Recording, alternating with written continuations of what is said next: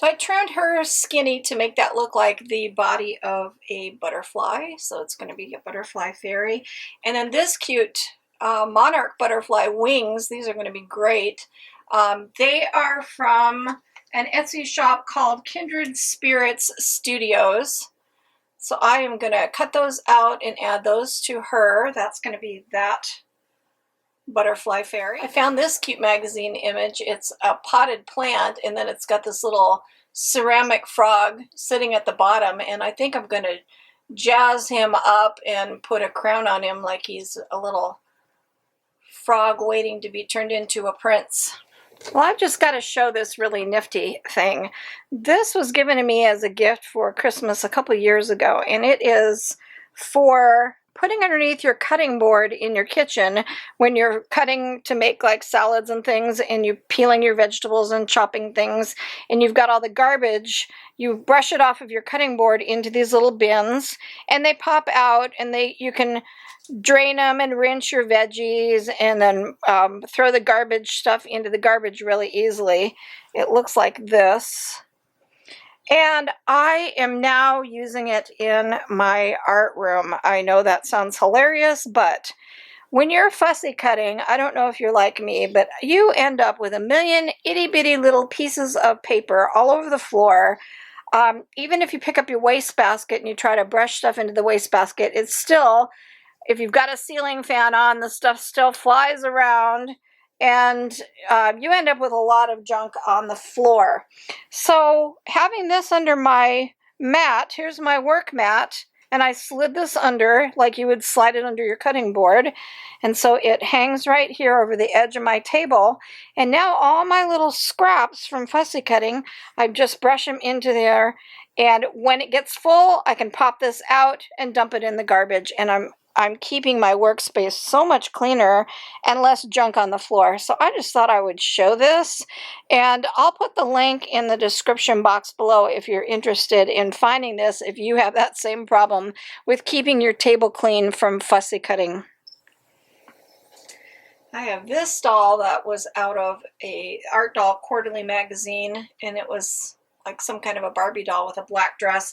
So that's going to go on that page too. So again, I used the cutout wings, and I did green ones this time, and I had this beautiful lily that I fussy cut out, and I think I'm going to cut it along the top edge here, and I'm going to, since she's a garden fairy, I think I'm going to stick her head into the back there, and look at what a beautiful flower crown that will make on her head. So that's going to be kind of fun, collaging bits and pieces to make it different and unique.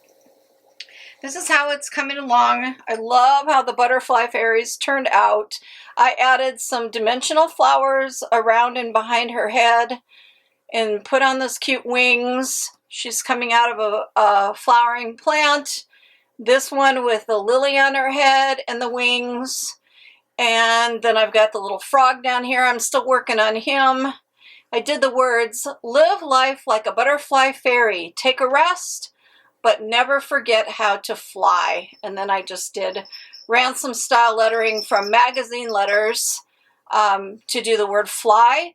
I added butterflies onto the page, and the circles from the previous page that are cutouts, all the little butterflies show through. So that makes the butterflies show up on this page in all the little circles.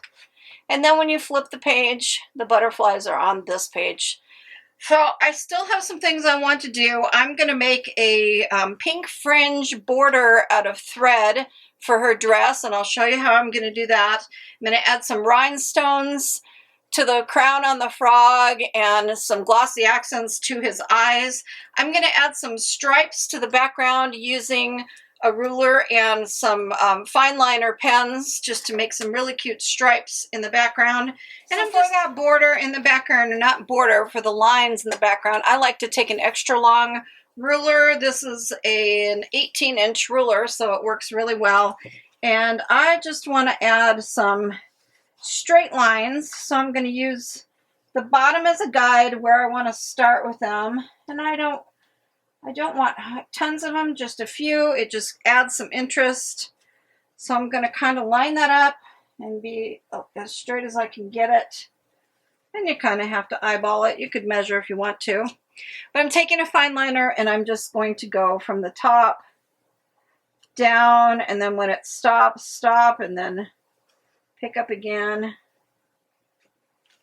And you end up with a line down your page. I'm not sure if you can see that. And then just move it over and add some more. So I'm going to just fine liner some cute lines in the background. It is something I've done before on other pages, and I just love how it looks. It makes your eye travel down the page. Let me show you up close. Let's see if you can see that. See those lines? And so I'm going to just add some more of those to just add some more interest to the page. I used an Arteza Real brush pen. This is in bubblegum pink. And what I did, these things work awesome for tinting magazine images. And so I tinted her hair. It was blonde, and I tinted it pink and then added some more pink to the flower itself to really make that go together so it didn't look like it was pieced. I like her hair pink better than blonde. It just looks better. So I used that. I added rhinestones to the frog's crown and then glossy accents to his eyes to make his eyes stand out and make those rhinestones make his little crown really pop off the page. And then I did add my lines to the back, so there's my lines that travel down, and that just adds some interest. I do that a lot of times on my pages just to really add some interest, and it fills in that spot and draws your eye downward, so those lines really work well. And I used pink because it's pink over here, so that's what I did with that. And now I'm going to add some pink fringe to her dress, and I'll show you how. I have pink thread, and I'm going to use a piece of scrap cardboard, and what I want to do is to just wrap this thread a whole bunch of times around the cardboard like this. I don't want it to be too many, so I'm wrapping it probably about 10 times. And then I'm going to cut it off, and I'm going to slide the strings down. I mean, this is just a simplistic idea I have for making fringe. I want it to be thread fringe. So I'm going to see how this will work.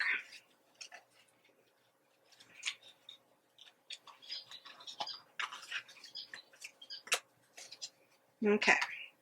And then I'm going to take this and I'm going to tie a knot.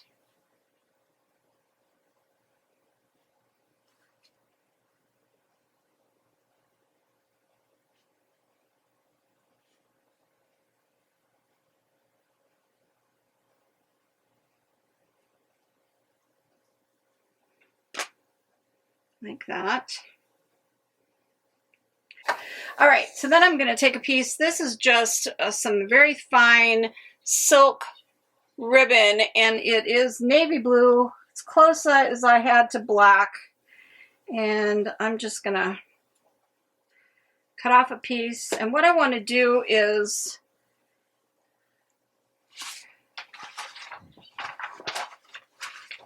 I'm going to put down my little non-stick mat here. I'm going to just lay this out, this ribbon out, and I'm going to put some glue on it, just on one side,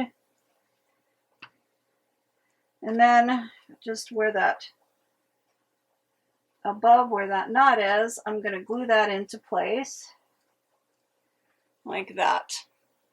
And I'm going to make a bunch of them across. It doesn't need to be very long, it's only about 1.5 inches. I'm going to cut that off. As soon as this dries, I'm going to cut that piece off, and I'm going to use it down here so I can continue. So however many of these I make, I'm going to have the spares for putting them in between. Just go with me on this and I'll show you what I mean. So you can see I've got a bunch of them in a row, and what I can do is to just carefully lift this up and put it into place to see if I have enough to go across, and I do. It's perfect. So now I'm just going to take my scissors and I'm going to snip them off just at the knots. So now I'm going to have more pieces to turn over and put in place to fill in those gaps. I know this looks tedious and painstaking, but you know what? I love adding details to my pages, and this is going to be a really fun one. So it's worth it to me. It's worth it. So now I just want to put glue in between each one of those spots, put a little dot in between each one, and I'm going to glue these in place with the knot up above the string. The ribbon. So just like this, it's going to make it nice and solid. I think this is going to be so cute. You guys know me. I love these fun details. Adding the details to me is what always seems to just make it. Okay, so now I've got those in place. And I'm going to leave that alone and let that crazy looking thing dry, and then I will show you how it turns into magic on the page. Even though that's drying, I can still move ahead. I'm going to take my scissors and I'm going to trim off those knots. Trim this right along the edge of that ribbon, like that. Now I can let it dry. Actually, I don't think I'm going to let it dry. I'm going to use that glue to my advantage because it's going to go in place, and I'm going to glue it to her skirt. And just press it down in place, and then I'll let it dry. Perfect.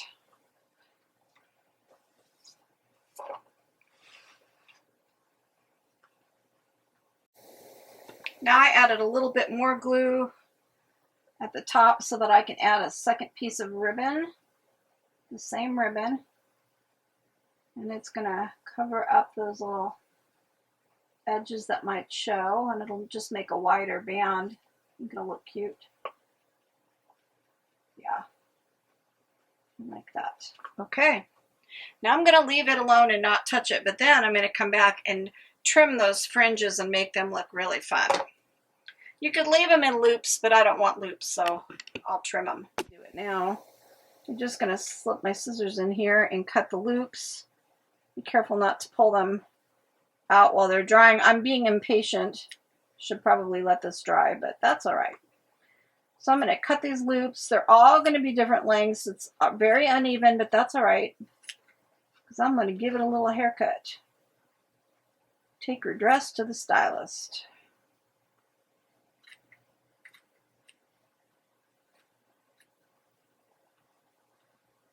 This is going to be so cute. Let's make sure I've clipped all those little loops. And I'm going to come in here and trim the fringe.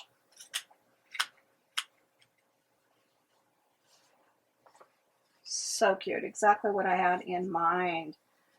Love that. It looks very fairy-like. Be careful. I'm messing with it while that glue is drying, which I shouldn't be doing, but you know, sometimes I get impatient. Just wanted to see what it's going to look like. And I need to trim off the edge of this ribbon.